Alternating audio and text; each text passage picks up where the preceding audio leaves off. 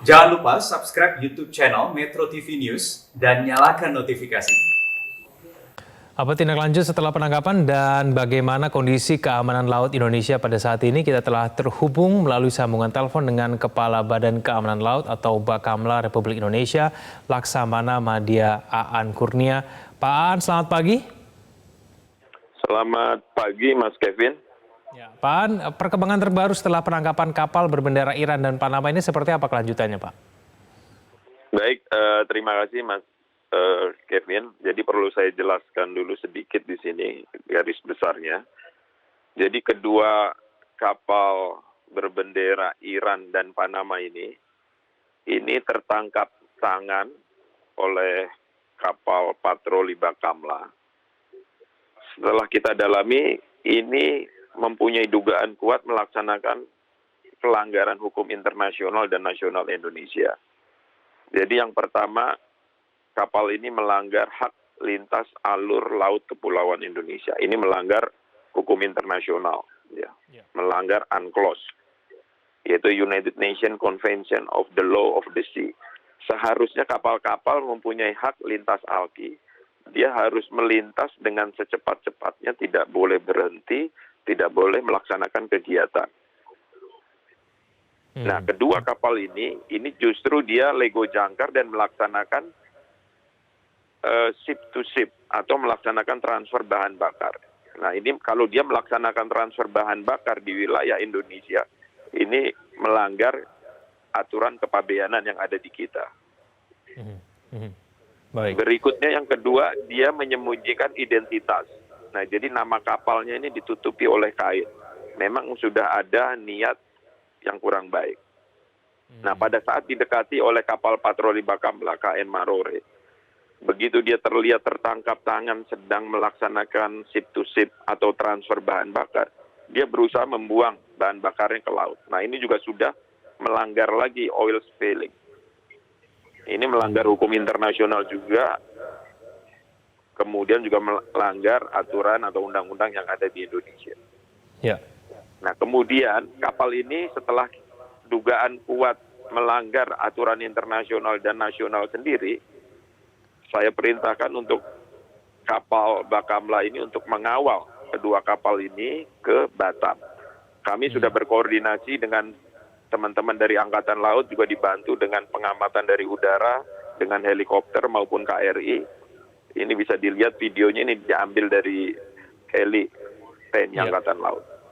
Tadi malam sudah sampai di Batam, sekarang kita sedang melaksanakan investigasi atau penyidikan atau pendalaman.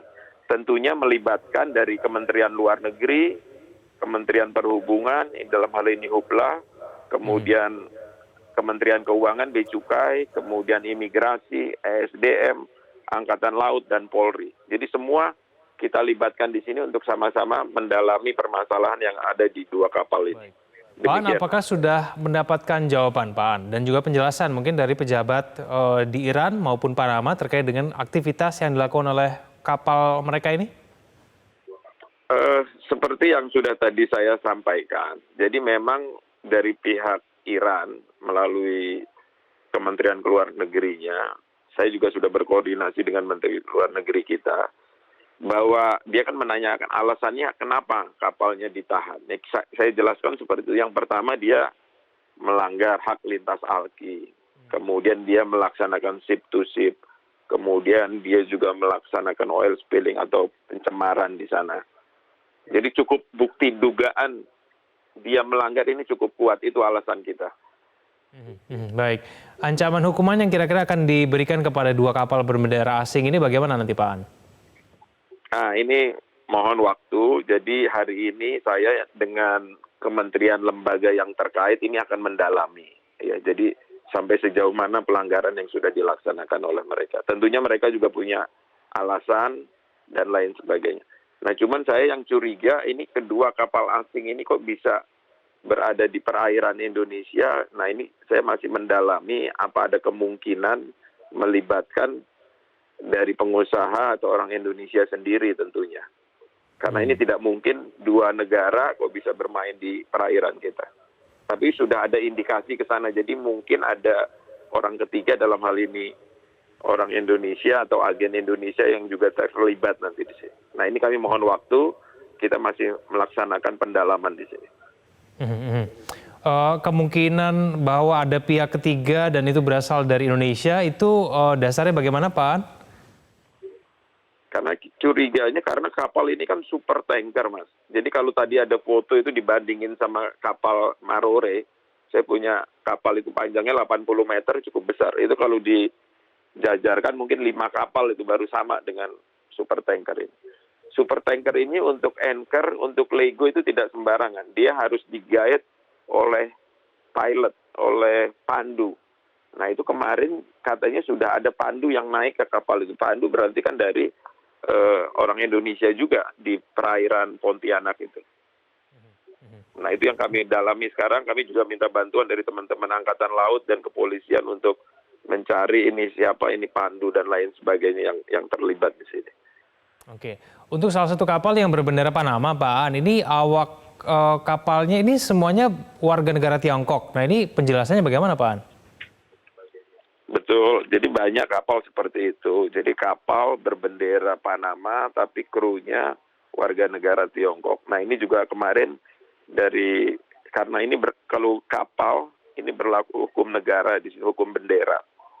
Nah jadi dari pemerintah Panama juga sudah menghubungi juga. Ini kita udah komunikasi juga. Ya, emang kalau yang dari Tiongkok ini sudah ada perusahaannya di situ yang sudah bisa kita hubungi. Oke, baik. Kalau dari keamanan laut kita sendiri, Pak Aan, keadaannya seperti apa pada saat ini? Keadaan ya tetap Bakamla, TNI Angkatan Laut, Kepolisian, dan seluruh jajaran kementerian lembaga yang memiliki aset di laut, kita selalu bekerja sama, berkoordinasi untuk mengamankan, menjaga keamanan dan kedaulatan seluruh perairan Indonesia. Kalau masalah ada kegiatan ilegal dan lain sebagainya, ini selalu yang menjadi prioritas kita. Memang di daerah-daerah sini yang menjadi pusat perhatian kita, dan memang betul apa yang kita duga ini akhirnya ketemu dengan 2 super tanker ini. Ini mungkin baru pertama kali yang bisa kita tangkap ini selama saya melaksanakan kegiatan ini dan teman-teman yang lain. Baik. Dugaannya seberapa banyak sih Pak Aan yang melakukan tindakan ilegal di perairan kita ini? Saya setiap akhir bulan itu melaksanakan rapat koordinasi keamanan bidang laut. Jadi di situ memang turun naik, Mas. Jadi tiap bulan saya selalu mengevaluasi dan itu melibatkan semua kementerian lembaga. Mas juga bisa lihat Bakamla punya IMIC, Identification Maritime Information Center atau Pusat Informasi Maritim Indonesia. Itu bisa dilihat berapa kejadian kecelakaan di laut, berapa kejadian pelanggaran di laut. Itu memang naik turun terus jumlahnya di sini. Tapi kita tetap selalu hadir di daerah-daerah yang rawan kegiatan-kegiatan ilegal seperti ini. Oke, baik. Pak Aan, terima kasih telah bergabung bersama kami di Metro Pagi Prime Time. Kepala Bakamla Laksamana Madya Aan Kurnia. Selamat pagi.